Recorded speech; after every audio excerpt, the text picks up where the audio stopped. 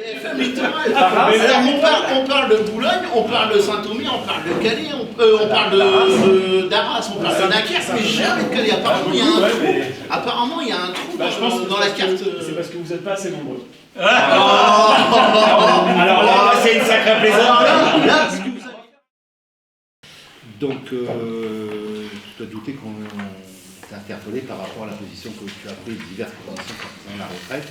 Et on voudrait avoir ta position claire, nette et précise concernant la loi travail et aussi sur l'article 7 de cette réforme qui, tu dois bien le savoir, et on est totalement contre. Donc, tu t'expliques un petit peu sur ce sujet-là. Bah, contre et contre. C'est-à-dire contre et contre, ça fait pour. Argumente un peu. Tu demandes contre l'article, position sur l'article 7 contre, et sur la loi au final contre. D'accord. Je peux pas être plus clair. Pour plein de raisons, peut-être que je vous explique. Déjà, c'est sur la forme, c'est une réforme qui ne respecte pas le Parlement. Ça ne respecte pas le Parlement. Alors moi, je ne suis pas dans les négociations syndicales, donc probablement que vous avez, vous, votre opinion sur est-ce que ça respecte les formes nécessaires pour le dialogue social entre le gouvernement et les organisations syndicales représentatives ou non. En tout cas, moi je parle pour ce que je connais, c'est-à-dire le Parlement. J'estime qu'on n'a pas à faire passer une loi aussi importante qui, en réalité, est une loi qui concerne l'ensemble des Françaises et des Français via un projet de loi de financement de la sécurité sociale rectificatif. Ça doit passer dans un cadre, dans un projet de loi beaucoup plus vaste, beaucoup plus important, parce que la retraite, c'est pas juste toucher deux bornes comptables, tel que c'est présenté dans le projet de loi, à savoir l'allongement, l'accélération de la réforme Touraine d'une part, et le décalage de l'âge légal de 62-64 ans. Je vous apprends rien sur ça. Parce que l'utilisation de ce qu'on appelle le véhicule législatif, donc l'utilisation d'un PLFSS-R, empêche plusieurs choses, et une des choses principales empêche de pouvoir présenter ce qui, moi, me semble être une réforme des retraites qui serait acceptable. Pas plus, c'est un projet de société, la retraite, parce que c'est un projet qui touche tout le monde, et c'est devenu, ça n'était pas avant, mais c'est devenu un projet de vie également. C'est-à-dire qu'auparavant, quand on arrivait à la retraite, on était sur une durée de vie à la retraite qui était extrêmement faible. Aujourd'hui, grâce à l'amélioration des conditions de vie, des conditions de travail, on a une retraite qui est beaucoup plus longue, et ce qui d'ailleurs entraîne aussi un déficit du système de retraite. Au-delà de la développement, un plus grand déficit qu'auparavant. En tout cas, ça aggrave les coûts. On peut discuter là-dessus. Et donc, du coup, dedans, de par l'utilisation de ces véhicules législatifs, on ne peut pas parler de politique de natalité, de politique familiale. Par exemple, je suis extrêmement attaché à l'universalité des allocations familiales. Je pense qu'il faut rehausser les questions de quotient familial. Je pense qu'on doit donner plus de moyens sur la PAJE, la prestation d'accueil du jeune enfant qui a été rabotée au début du premier quinquennat Macron. Voilà. Donc ça, on n'a pas pu en parler. De la même façon, on ne peut pas présenter, ça c'est quelque chose de beaucoup plus important, les propositions alternatives aux deux solutions qui sont proposées. C'est-à-dire qu'en utilisant un PLFSS-R, on ne peut pas dire, par exemple, est-ce qu'on ne peut pas imaginer un début de capitalisation ? Le débat n'est même pas permis, parce qu'on ne peut pas mettre les amendements, c'est de la technique parlementaire, on ne peut pas mettre d'amendements qui permettent d'évoquer cela, parce que les amendements sont retoqués au titre de l'article, ce qu'on appelle l'article 40, ça veut dire que ça crée une charge supplémentaire, c'est la Constitution, et donc les députés, les parlementaires ne peuvent pas créer une charge supplémentaire. Excusez-moi, donc ce qui veut dire, c'est que vous êtes prêt vous êtes partant pour une retraite par capitalisation. Pardon, mais autour de la table, il y a des syndicats ou des représentants de syndicats qui administrent des caisses de retraite par capitalisation. Non, mais je veux dire, capitalisation, on a vu ce que ça a donné en 2008. Autour de la table, il y a des représentants de syndicats qui administrent des caisses de retraite par capitalisation. Les agents publics, ils ont la pression. Au port, à la chambre de commerce, il y avait une retraite par capitalisation qui avait été instaurée, en complément de la retraite par répartition. Moi, je suis pour une base de retraite par répartition. Je pense qu'il faut qu'on ait une base qui peut correspondre au minimum vieillesse ou un peu plus, et qu'après, il faut qu'on imagine un autre système de début d'entrée dans la capitalisation. Pour une raison qui est très simple. C'est que le système a été inventé au sortir de la guerre, je ne vais pas vous rappeler les chiffres, il y avait 4 actifs pour un retraité. c'est le système par répartition tel qu'il a été inventé. Et le retraité décédait beaucoup plus tôt qu'il décède aujourd'hui. Et c'est tant mieux. Aujourd'hui, on est passé de 4 actifs pour un retraité à 1,7 actifs pour un retraité.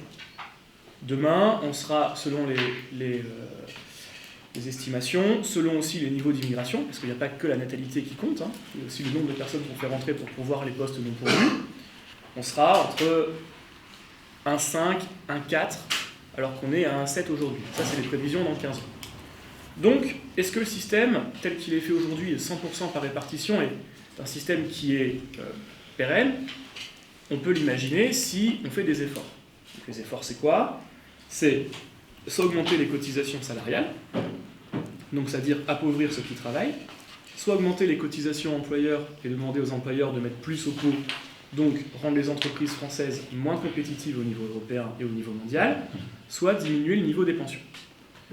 Et comme moi j'estime qu'aucune des 3 solutions n'est satisfaisante, je pense qu'il faut imaginer un début de retraite par capitalisation pour faire les compléments. Mais vous avez oublié une solution qui est pratique, c'est de passer le super profit. C'est quoi un super profit?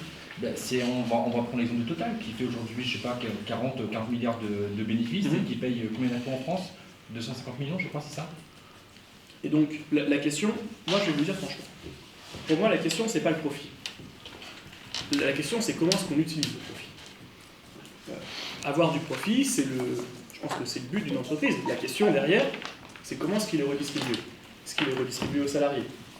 Est-ce qu'il est redistribué dans Total, dans l'investissement vert?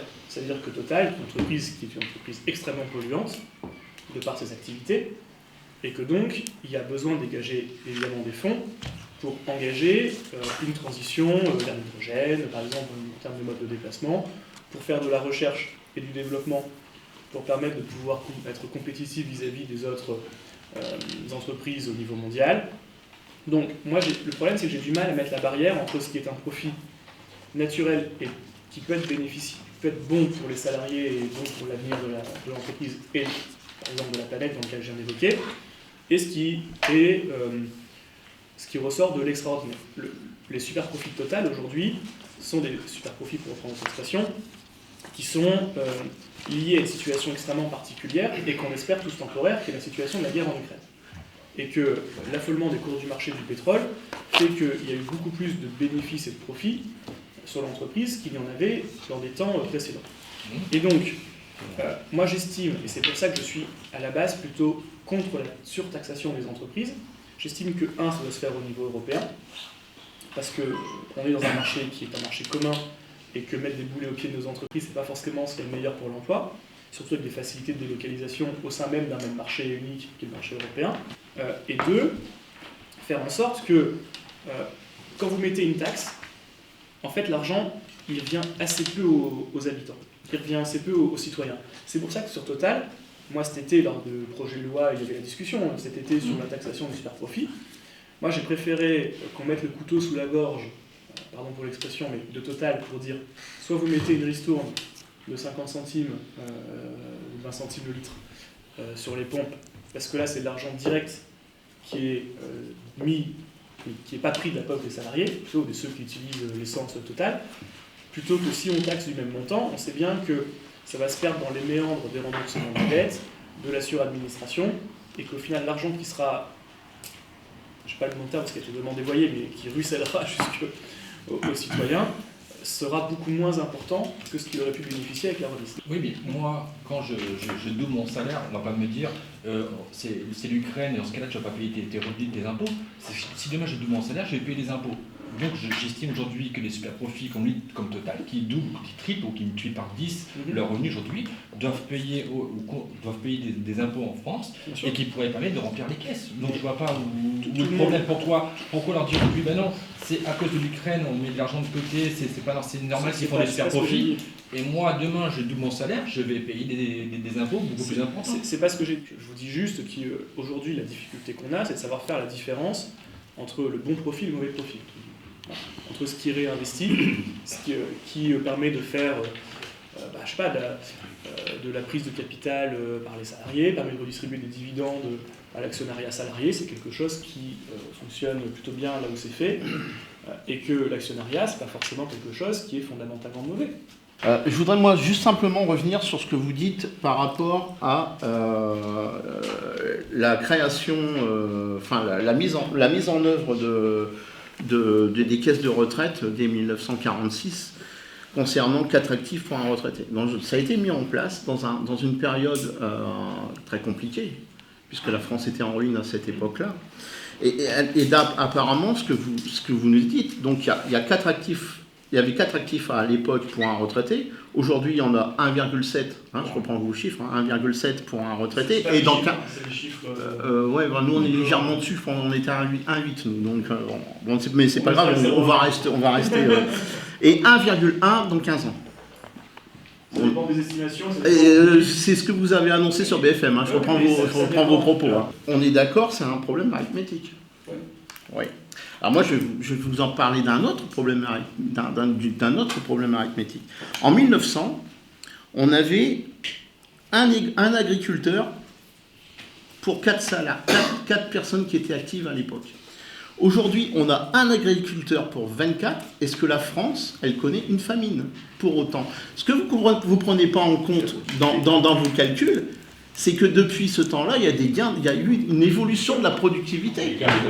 Il y a eu une évolution de la productivité. Et aujourd'hui, un ouvrier français ou un salarié français produit beaucoup plus que 4 salariés à l'époque.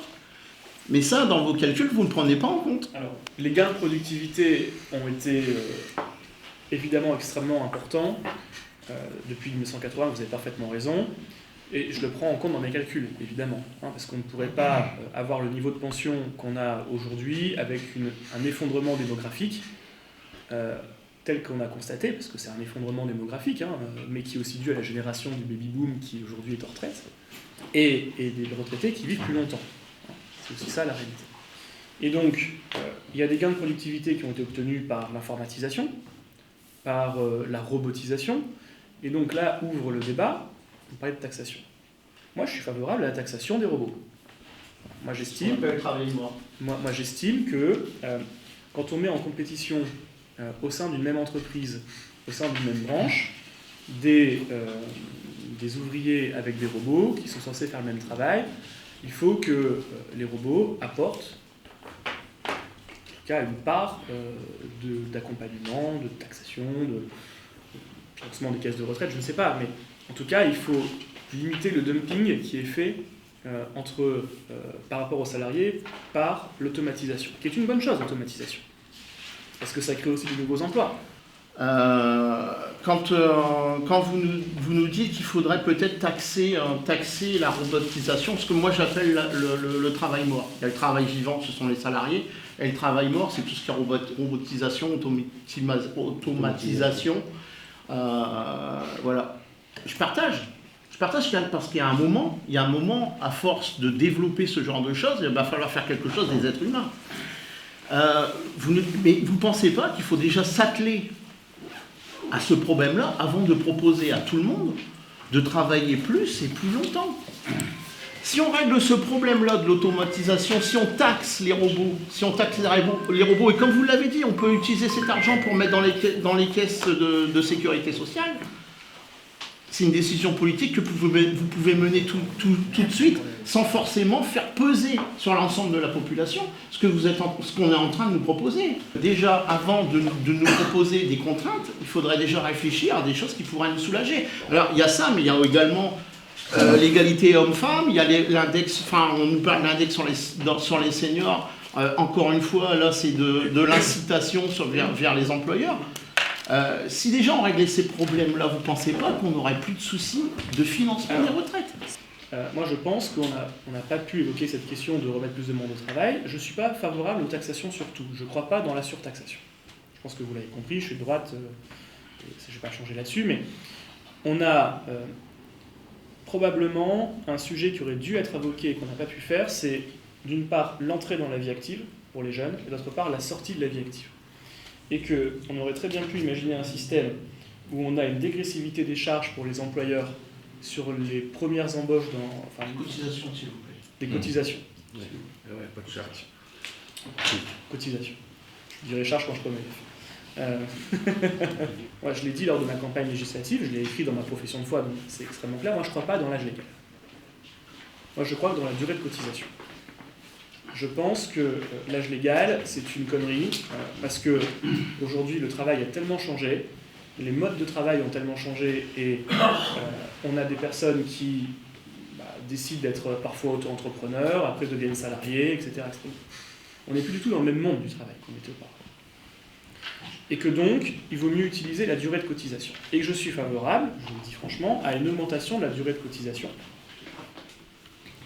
mais qui est absolument liée, et avec une condition sine qua non, d'une meilleure prise en compte de la pénibilité. Pénibilité dont on n'a pas pu parler lors de la réforme des retraites, une nouvelle fois, à cause du véhicule législatif qui a été choisi, puisqu'ils ont tout renvoyé à des décrets, et dès qu'on mettait en place des questions de pénibilité, on n'avait pas le droit de défendre nos amendements, ils étaient déclarés irrecevables. Moi, je ne suis pas d'accord avec la pénibilité. La pénibilité, ça n'existe pas.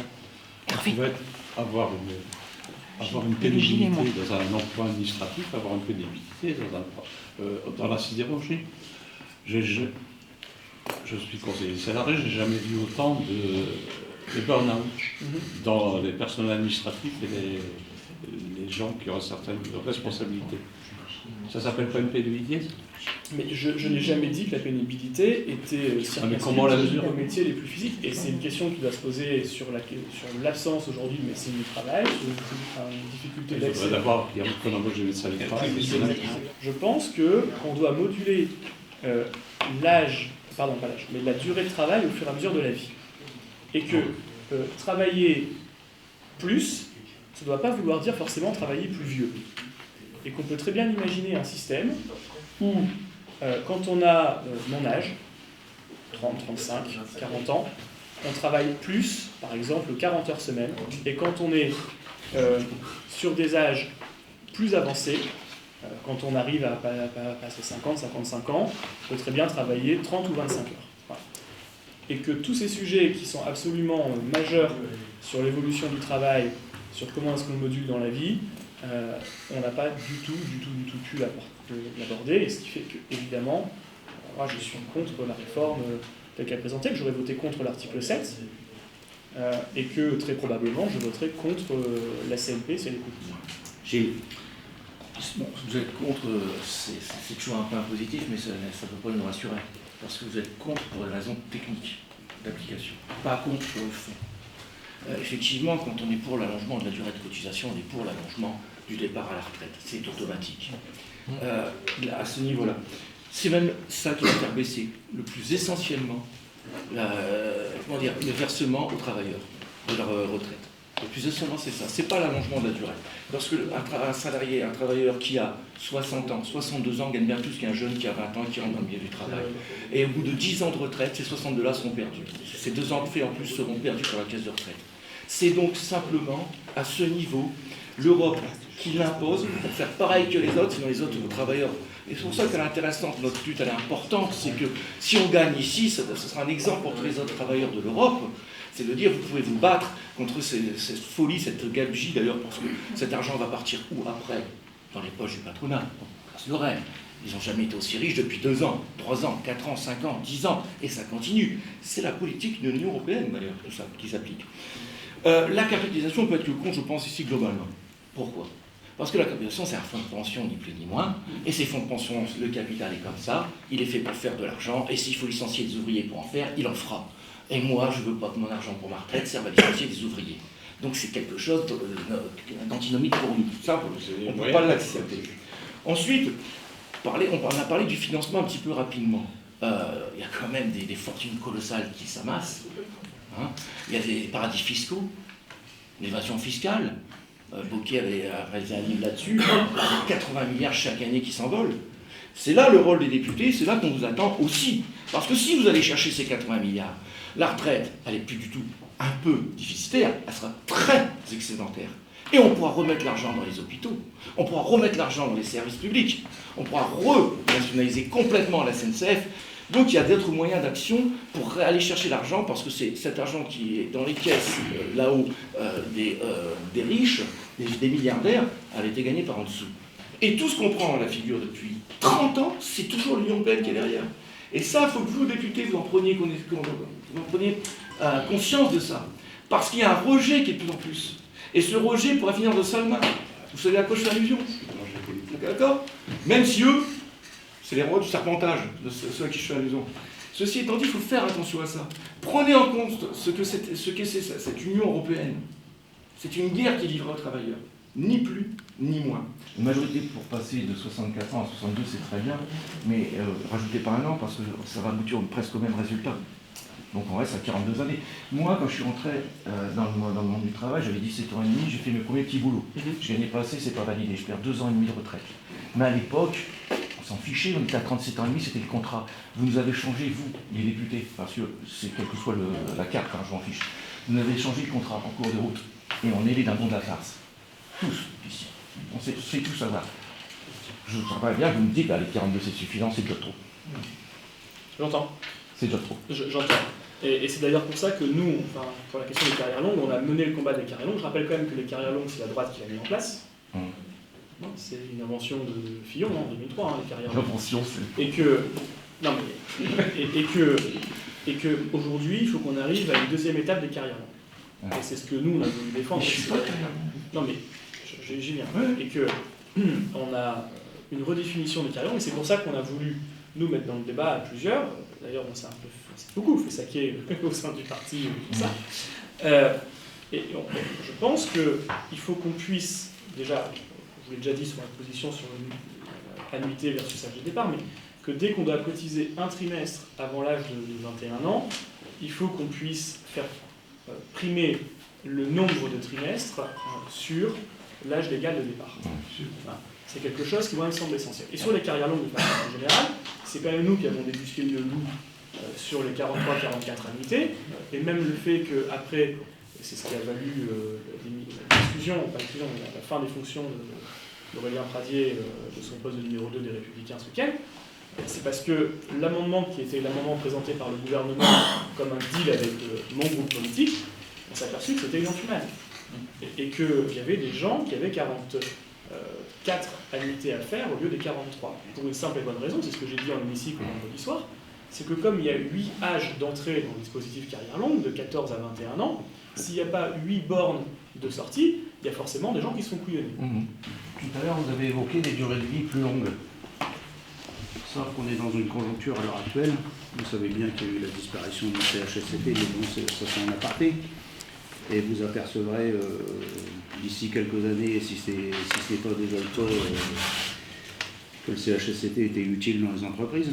Donc, durée de vie plus longue, mais pas spécialement en bonne santé. Ensuite, vous parlez de faire des efforts de cotisation.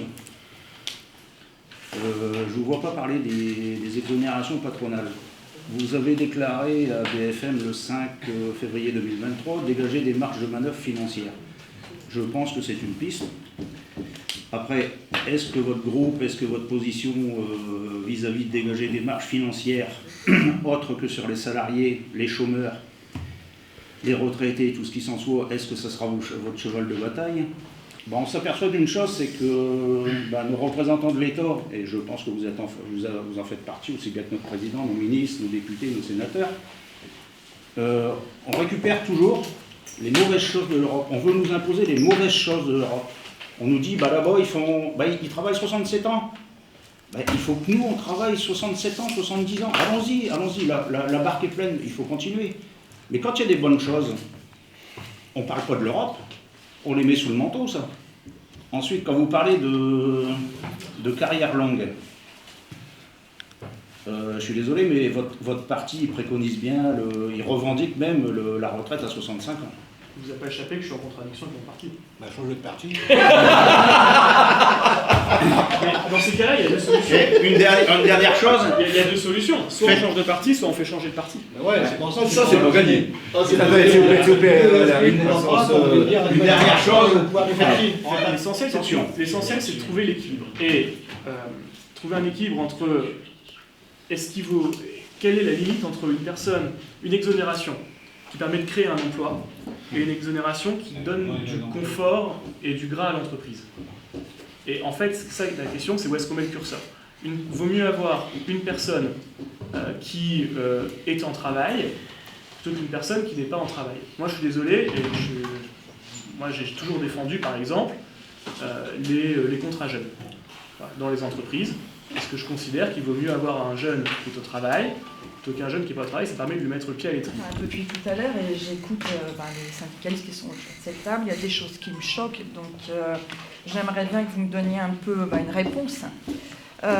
Pour moi, longévité, ça rime pas avec pénibilité, hein, mais pas du tout. Vous citez comme exemple.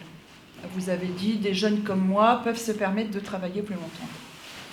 Moi, j'ai une question à vous poser. Est-ce que vous avez fait de la chaîne? Attendez, j'ai pas fini. Est-ce que vous avez eu un métier, enfin je ne connais pas votre cursus, hein. Est-ce que vous avez été reaper? Est-ce que vous avez couru derrière un camion? Quand vous dites, parce que je ne sais pas si on réalise un petit peu, c'est que dans cette réforme des retraites, quelqu'un qui va arriver, un reaper à 64, 65 ans, qui sera en train de courir derrière un camion, je ne le vois pas. Vous venez de dire les contrats jeunes. Vaut mieux donner un contrat jeune à un jeune plutôt que ne rien faire parce que c'est lui mettre un pied à l'étrier. Non. Pour moi, c'est de l'exploitation. Vous dites que vous êtes contre la réforme, mais vous évoquez une retraite par capitalisation. Vous êtes contre l'article 7, mais vous êtes pour l'allongement de la durée de travail. Donc là, il y a une contradiction, on dit tout le contraire. Moi, je vous fais juste un petit rappel, monsieur Dumont, c'est que je pense que vous avez été élu par les citoyens, on est bien d'accord, et quand il y a 73% d'entre eux, et donc 93% des travailleurs qui vous disent non, dans cette phrase, c'est quel mot que vous ne comprenez pas? C'est ça la question. C'est quand on vous dit non, on n'en veut pas de cette réforme. On veut pas, il n'y a pas de négociation à part. On n'est pas à négocier sur 63, 62 ans. Aujourd'hui, 73% des Français, 93% des travailleurs vous disent non. Vous ne comprenez pas dans les mots, je n'arrive pas à comprendre. Vous, qu'est-ce que vous ne comprenez pas dans ce que je vous ai dit que j'étais contre l'article 7 et que j'étais contre le projet de loi, que j'allais voter contre le retour de la CMP, parce que je ne peux pas dire mieux. Oui, mais vous êtes pour un allongement de la durée de travail. Ça, c'est mes convictions, mais c'est pas le projet de loi qui est présenté. Mais ça change quoi? Vous êtes contre l'article 7, mais vous êtes pour l'allongement de la durée de travail. Vous me réinviterez si demain il y a un projet de loi qui reprend ce que je viens de vous dire, si les propositions que je défends se trouvent au pouvoir et que du coup elles sont mises en place ou elles sont proposées d'être mises en place, on se réinvitera à ce moment-là. Moi, on ne me demande pas de dire, parce que je suis dans l'opposition, on m'expliquer, mais on ne me demande pas de dire quelle est votre réforme des retraites idéale. Ouais. On me dit, est-ce que vous êtes pour ou contre ce qui est présenté? Je suis contre. Voilà. Vous êtes contre cette réforme et vous en voulez une note, entre guillemets, avec un allongement de la durée de travail, avec un sujet de capitalisation. Donc c'est la même chose, c'est-à-dire que votre projet de loi futur, et on n'en veut pas aussi, c'est pareil. Ouais, et c'est ce que vous dites, et c'est ce qu'on vous dit aujourd'hui, et c'est ce que les Français vous disent aujourd'hui, c'est qu'il y a 73% d'entre eux et 93% des travailleurs qui ont voté pour les députés qui n'en veulent pas. Donc maintenant, il faut que vous compreniez que ces Français-là ne veulent pas de réforme des retraites. On vous a bien entendu que vous n'étiez pas favorable pour taxer le grand capital, mais sans taxer le grand capital, il y a d'autres moyens d'aller chercher des ressources pour pouvoir alimenter les caisses de sécurité sociale en général. Je me suis amusé justement. D'ailleurs, je vais vous poser une question. Est-ce que vous savez combien il y a de dispositifs d'aide aux entreprises en France? Combien vous en estimez? Il y en a au moins plusieurs centaines. Vous ne savez pas le chiffre exact? Non. 2000 aides publiques, de dispositifs d'aide publique en direction des entreprises. Ça représente à peu près 167 milliards d'euros. C'est pas une petite somme, hein. On prend 10% là-dessus, on règle tous les problèmes pour les 30 années à venir. C'est comme le cholestérol, votre truc, il y a du bon et du mauvais. Non, mais à un moment où on nous réclame de la solidarité nationale. Et des efforts. Et d'être responsable. Sachant que les Français, ils se sont pris une pandémie, qui se prennent. On a une guerre à nos portes. On ne sait pas comment ça va tourner. Et on peut comprendre que les Français ont une certaine inquiétude par rapport à ça. Et ils ont parfaitement raison. Et le coût de la vie. Le coût de la vie, j'allais y venir, et aussi sur l'énergie. Sur l'énergie, ça pose un sérieux problème à tous les Français. Comment on peut ne pas demander un effort aux entreprises sans même taxer le capital?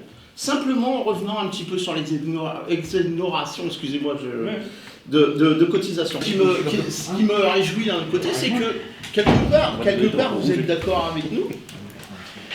Taxation du travail mort, bravo, pourquoi pas.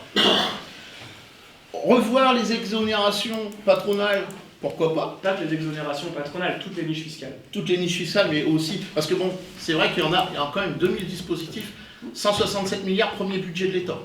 Premier budget de l'État. C'est 2 fois le déficit des hôpitaux, Comme en dit tout à l'heure France. sur le ton de la blague, il y a le bon mauvais cholestérol, il faut faire le tri. Ouais, Le problème, c'est et qu'avec pour le l'instant, temps- nous, le mauvais cholestérol, il est de notre côté. Hein, il n'est pas de notre côté, il est et de notre. qu'avec le temps, c'est plus ce qui est bon et ce qui est mauvais. Mais alors, vous êtes d'accord là-dessus? Je pense que vous êtes d'accord aussi sur l'égalité homme-femme. Ah bah oui, bien sûr. Oui, vous êtes d'accord là-dessus. Enfin, c'est formidable. Vous n'êtes pas favorable sur l'index des seniors. Bah on a voté contre. Donc vous n'êtes pas favorable. Ah, c'est fabuleux. Mais dans ce cas-là, pourquoi on a-t-elle la charrue avant les bœufs? Pourquoi proposer une réforme des retraites qui va peser sur la plus grande partie de la population, alors qu'il y a ces choses-là à traiter en premier? On traite ces choses-là et on verra qu'il n'y a plus de nécessité de faire travailler, sauf dogme, jusqu'à 64 ans. Après, toi, tu dis simplement comme quoi la retraite, t'es contre l'article 7, d'accord? T'es contre la loi retraite qui était présentée par la Macronie. Et à côté de ça, tu dis qu'il faut faire 43 années. Non. Il faut changer. La réforme là, du chômage, ben, je peux vous dire qu'elle fait vraiment mal. Hein. Parce que j'arrive même pas à finir la fin du mois, parce que déjà dès le 10, quand on n'a pas d'aide d'APL ou quoi que ce soit, on n'a pas de mutuelle, on n'a rien, on doit tout payer, dès le 10, eh ben, on mange ce qui reste dans les armoires, c'est-à-dire du pain rassis, du pain dur, qu'on trempe dans de l'eau. C'est pas normal ça. Je vais vous dire franchement, on est tous en train de se dire on va arrêter ce métier-là. Je rappelle qu'on on est là pour les vacances, etc. On fait tourner l'économie. Si on n'est pas là, qu'est-ce qui va se passer? Et puis à côté, c'est la restauration, c'est tout. Quand je dis dans le métier saisonnier, on parle de la restauration, de ceux qui font le nettoyage des chambres, des animateurs, des responsables d'animation. Enfin, c'est un mélange de tout, de tout. Peut-être mettre des obligations, des contraintes un peu plus importantes, pour dire que des gens qui ont 57, 58 ans et qui se retrouvent au chômage soient pas obligés d'être dans la plus grande précarité jusqu'à l'âge de leur départ en retraite. On a l'exemple ici d'un de nos camarades qui a été responsable pendant 1 ou 2 mandats à l'union locale. C'était quelqu'un qui a perdu son travail à 55 ans, qui travaillait dans l'industrie calaisienne qui a fermé. Et jusqu'à son départ en retraite, il a eu des périodes de chômage, mais sur la fin, il a fait un petit boulot, excusez-moi de l'expression, un boulot de merde, où il faisait... c'est respectable, hein, je sais pas ça, c'est la façon dont on traite les gens. C'est à faire traverser les gamins à Blériot. Ouais. Il a fini sa carrière comme ça, ce garçon. Il a fini sa carrière comme ça. C'est terrible quand c'est une sorte de déclassement quand vous arrivez à la fin de votre carrière. Enfin, je reviens en fait, moi je ne crois pas dans l'âge légal. Oui, mais vous croyez dans les 43 années de prix. Ouais. Vous savez, ça me pousse où? Avec des contreparties. Ouais. Les 43 années, ça me pousse où? J'ai 66 ans et 8 mois par mois de retraite complète, vous m'amenez à 67 ans et 8 mois. Vous ne pas me dire, je vais être content. Mais j'ai pas dit que vous allez être content, je vous dis juste qu'il faut mettre en place. Connaissez-vous la moyenne d'âge des Français qui ont 43 ans d'annuité qui pourraient partir à la retraite? 67 ans. Bah, on est autour de 66, 67. Alors, autant mettre la retraite à 67 ans, votre proposition. Et c'est exactement pour ça, pardon, mais je reviens, c'est un double cliquet que je répète depuis le début, c'est exactement ce que j'ai dit lors de ma campagne. C'est faire sauter l'âge légal pour se baser sur les annuités, quitte à augmenter le nombre d'annuités, mais en contrepartie, un système 5-1. Là, je vois pas trop l'intérêt. Si tu montes à 5-1, mettez tout en 5-1 dans ce cas-ci. C'est exactement la question de On a foutu en l'air notre industrie. Exact. Avec des décennies de qui? C'était pas la gauche, hein? C'était l'Europe. C'était pas la gauche, c'était l'Europe, hein? Ah bon? La plus grande phase de désindustrialisation, elle n'a pas lieu sous Jospin? Attendez, sous l'Europe, on va dire ça fait des décennies, hein? On a bien, et c'est maintenant qu'on s'aperçoit, on nous dit, bah merde, il y a la guerre en Ukraine. Le transport il coûte cher, le carburant il coûte cher. Mais faut arrêter, Mais non, mais il arrive un moment, faut arrêter de nous prendre pour des ânes. Je ne vous prends pas pour des ânes. Ensuite, il ne faut pas me charger sur le dos Je vous charge pas vous, je charge les gouvernements, ceux qui nous ont gouvernés Moi, j'ai jamais depuis X mandats. Et j'ai jamais été j'ai toujours été dans l'opposition. Et depuis qu'on est dans le capitalisme, mais je sais pas moi, vous achetez une bagnole, la bagnole elle fonctionne pas, il arrive un moment, qu'est-ce que vous faites? Vous changez de bagnole. Vous dites, je vais pas rester avec une chambre comme ça. Je vais changer de voiture, je vais prendre une voiture pour que je puisse rouler, être en sécurité. Je sais pas moi, mais en haut, ils pensent à quoi? Mais tout à l'heure, vous parliez de débat, qu'il manquait de débat dans le pays. Mais il va peut-être falloir, je sais pas, je vous incrimine pas, mais tous les députés, tous ceux qui nous dirigent là, il va peut-être falloir avoir des débats pour valoriser le bien-être du Français. Tout à fait. Et pas l'inverse. Parce que vous êtes élus quand même. C'est les mecs qui grattent, hein, qui payent vos salaires. C'est les mecs qui grattent, hein. Quand ils se lèvent à 4h du matin pour aller bosser, ils ont les yeux collés, hein. Quand ils se couchent à 6h du matin, vous croyez qu'ils passent des bonnes nuits? Il ne faut pas imaginer que parce qu'on n'a pas fait un travail, on n'est pas capable de pouvoir comprendre ce qui se passe. À l'heure actuelle, on a du mal à voir qui nous comprend. Il n'y a personne qui comprend. Vas-y. Attends, Patrick, je vais finir. Parce que tout à l'heure, vous êtes toujours dans l'optique de subvention. On subventionne, Non, il faut arrêter les subventions. Le salaire. Augmenter les salaires. Ensuite, vous avez parlé d'une méthode de capitalisation. Hervé vous a repris. Florence a demandé que les gens, ils n'ont pas les moyens. Donc, vous parlez de ce qu'on cotise à l'heure actuelle. Donc, ça veut dire, si je prends une fourchette, excusez-moi, je suis peut-être bête, hein. Je suis peut-être bête. Vous parlez 80-20. Donc, 80% qu'on cotise à l'heure actuelle, donc 100%. On est bien dans une fourchette de 100%. Sur la même chose que vous... D'accord. Donc, les 100% à l'heure actuelle, on les cotise où? À la sécurité sociale. Donc, ça veut dire, maintenant, selon votre principe, on cotise 80% à la sécurité sociale et on donne 20% au capital. Donc ce qui veut dire, c'est que c'est moins 20 à la sécurité sociale. Ou alors je suis bête, je ne sais pas calculer. Donc ça veut dire qu'on prive de 20% sur nos cotisations et on crame la sécurité sociale. Parce que le sujet qu'on va avoir, c'est que là, les retraités aujourd'hui, ils ont quand même une meilleure situation que les retraités qui vont arriver demain. Pour une raison qui est très simple. C'est faux. Bah pardon, je vais quand même finir de développer. C'est que les retraités qui sont aujourd'hui en retraite ou qui arrivent en retraite, la génération qui a 50, 60 ans, globalement, elle a réussi à acheter son bien immobilier. Oh non. Alors ça c'est faux. Bah pardon, mais globalement c'est des faux. Non. Alors, vous pouvez avoir des cas individuels, mais prenez l'ensemble des chiffres qui sont disponibles sur les acteurs de l'immobilier. Majoritairement, les personnes qui arrivent aujourd'hui ou qui sont en retraite sont propriétaires de leurs biens immobiliers et non plus, dans la plupart des cas, de traite à payer. Vous pouvez contester, mais c'est la réalité. Et que demain, la génération qui a 30-40 ans ne peut pas accéder à l'achat de son bien immobilier pourquoi que les banques ont resserré. Mais si là, monsieur Dumont, si vous coupez quand je parle, on va pas s'en sortir. Vas-y. Ça fait 2 heures qu'on débat, je pense que c'est bien passé, donc si vous coupez quand je parle, vous pouvez contester les chiffres que je vous donne, mais vous pouvez vérifier, c'est exact. Alors il y a des cas particuliers, je ne dis pas que tout le monde est propriétaire, je n'ai jamais dit ça. Je vous dis juste qu'il y a plus de personnes qui sont à la retraite aujourd'hui, qui sont propriétaires parce qu'ils ont pu accéder à un logement, et que demain, la génération qui devrait normalement pouvoir s'endetter et payer des traites quand on a 30 piges pour s'acheter son pavillon ou s'acheter son appartement quand on est un couple, ne peuvent pas accéder au logement parce que, 1, oui, les salaires ne sont pas assez élevés, 2, le reste à vivre n'est pas assez élevé après avoir payé les charges, 3, les banques, depuis maintenant 2 ans, ont resserré les accès au crédit et dès qu'on passe les 33%, ils refusent les crédits. Voilà. Et que donc, ce qui va arriver demain, c'est encore pire que la situation des retraités actuels. Et que donc, et c'est là où je termine sur la question de la capitalisation, si on reste que sur un strict régime de répartition, on envoie des mecs au casse-pipe et au minimum vieillissement. Ton parti politique, je sais très bien que c'est 65 ans. Vous n'êtes pas d'accord, changement de génération, ça va peut-être faire un bien pas possible. Mais il faut regarder ce qui se passe.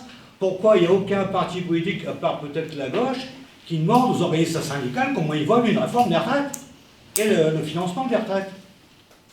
On dit non, il ne faut pas toucher au capital. Mais la CGT, Sud, FSU, ils ont des idées, ils ont des trucs, ils ont chiffré leurs trucs. C'est pour ça Pourquoi il n'y a personne qui en prend condition? Je suis là. Nous, on te dit, un retraité dans la chimie, à 58 ans, le mec, il ne peut plus travailler. La pénibilité, t'étais pas encore au monde, décision européenne. On va voir pour remplacer les solvants nocifs. Moi, je travaille chez Galère Chimie. Pendant 2 ans, on a cherché, pas possible, les lobbies européens ont bossé, ça n'a plus rien à voir. Après, on nous a dit, on va faire les calculs de points de pénibilité. Rebelote 2 ans. C'était aux salariés de dire au patron, c'est-à-dire qu'il devait tenir un compte particulier, combien il pesait de tonnes par an, combien de fois qu'il mettait le masque à gaz pour récupérer les solvants, ceci, cela. Maintenant, c'est évolué. Qu'est-ce qu'il y a comme solvant et qu'est-ce qu'il y a comme produit dans la chimie à l'heure actuelle? Tu sais ce que les CMR? Les CMR, tu sais ce que c'est? Cancérigène, mutagène, retrotoxique. C'est ça qui nous a remplacé comme solvant. C'est que c'est pas l'économie qui doit imposer aux politiques, c'est le politique qui doit imposer à l'économie. Et quand on imposera des choses aux banques, quand on imposera les choses aux patrons, tout le monde s'en portera beaucoup mieux. Vous avez quoi, 35 ans? Vous allez avoir l'âge de mon fils à peu près, mon fils aîné. J'ai plus d'une vingtaine d'années plus que vous. J'ai connu une France où on avait le meilleur système autoroutier, où on avait le meilleur système ferroviaire, où on avait le meilleur système d'énergie, où on vendait même à nos voisins. Qu'est-ce qui s'est passé? Qu'est-ce qui s'est passé? Depuis l'annonce de ce projet de réforme, on a pu voir la grande responsabilité, et je parle au nom de tous les camarades ici présents de l'intersyndicale, le grand sens de responsabilité qu'ils pouvaient avoir. Par contre, et là je mets toute la classe politique, de la droite à la gauche, nous ont offert un spectacle lamentable, et il faut pas s'étonner qu'on ait des problèmes de démocratie, et ce qui peut même être inquiétant pour l'avenir de notre pays. De voir, je suis désolé, il ne faut pas le prendre pour vous, mais une grande médiocrité de notre classe politique, tout bord confondu, par rapport à une réforme qui a un tel impact sur la population. Ça, on ne peut que le déplorer. Et nous, on continuera, si on peut le dire, vous l'avez peut-être vu même si on a pu hausser le ton par certains moments, vous avez pu constater cette responsabilité qu'il y avait là autour de la table, même si on défend ardemment nos convictions. Mais moi, je dois dire que je suis fier de cette intersyndicale aujourd'hui. Contrairement à ce que je peux voir, et je déplore vraiment la grande médiocrité de la classe politique française qui va nous conduire droit dans le mur dans un point de vue démocratique. Tous décident au niveau du gouvernement. Maintenant, c'est le problème de la République. Jusqu'à aujourd'hui, quel projet de loi nous pas réussi à faire passer? Pas avec l'Assemblée nationale, pas avec la nouvelle Assemblée nationale. Monsieur Dumont, le problème de la 5e République, c'est qu'elle a été créée d'abord par un général. En termes de démocratie, on peut poser des questions. Mais ça a été créé pour donner tous les pouvoirs à un homme. Quel pouvoir vous avez-vous aujourd'hui de vous opposer à Emmanuel Macron? Vous en avez aucun. Il peut agir avec le 49.3, le 47.1. Il y a un tas comme ça de dispositifs qui permettent de court-circuiter. Et on marche, encore une fois, je parle toujours de marcher à l'envers, mais on marche à l'envers encore une fois. Qui a la vraie légitimité au sein du pouvoir? Logiquement, ça devrait être le Parlement. Attendez, j'ai pas fini, monsieur. La vraie légitimité, ça devrait être le pouvoir législatif. C'est lui qui propose, c'est lui qui crée les lois, c'est lui qui les vote. Et c'est quoi le rôle de l'exécutif? C'est d'exécuter ce que le Parlement a décidé. Or, ça marche à l'envers, encore une fois. C'est l'exécutif qui impose au législatif. On a un problème démocratique. En fait, à vous remercier, parce que les manifestations à Calais sont bien tenues. Pour l'instant. Voilà. Et que... On est responsable. Et que, de façon générale, que ce soit à Calais, que ce soit ailleurs en France, ça fait du bien d'avoir des manifestations qui ne dégénèrent pas, de montrer que tout le monde peut exprimer ce qu'il pense de façon calme, de façon sereine, qu'il n'y a pas de difficultés majeures et que ce qu'on a vécu, tout à l'heure c'est rappelé lors des épisodes des Gilets jaunes, d'une part, les positions sur le maintien de l'ordre de la police ont largement évolué, et c'est tant mieux. En accord avec les organisations syndicales. Et que là, en tout cas, voilà, je tiens en tout cas à vous remercier parce que ça s'est bien tenu, tout le monde peut s'exprimer et je pense que les messages passent. Pour clôturer, vous avez évoqué tout à l'heure un manque de courage d'une certaine classe politique par le passé sur des engagements. Alors maintenant, soyez courageux. Bon, je le dis, et écoutez la contestation de la rue contre cette réforme. Pas 43 ans. Voilà. J'espère que vous êtes conscients pourquoi les gens sont dans la rue.